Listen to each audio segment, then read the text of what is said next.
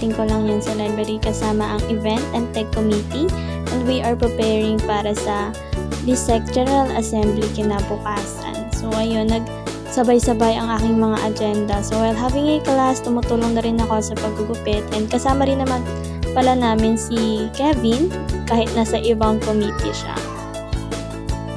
Yan, pinag-iisipan pa namin kung papaano yung setup ng aming photo frame, and in the end, napag-desisyon na namin na mag-print na lang ulit kasi masyadong maliit yung nagawa namin nung una. And ayan, that's me, nagpe-prepare, nagugupit ng mga props na gagamitin para sa photo frame. Yan, enjoyin nyo na lang yung video kasi wala na akong masabi.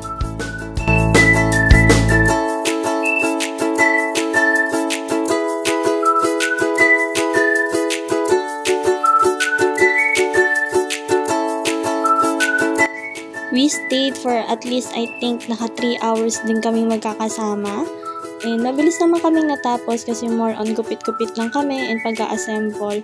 And then kinabukasan pa kasi namin pinaplano na talagang idikit siya at buuin yung aming photo frame. And ayan, so patapos na. And ayan, nag-uwian na kami. Though may mga dinaanan pa akong ibang agenda and kumain pa sa labas. But wala na akong clips for that. So ayan, enjoyin nyo na lang. So ninuyakin na ako bumaba para mabilis lang makasakay pa uwi. Yun lang. Thank you. Goodbye.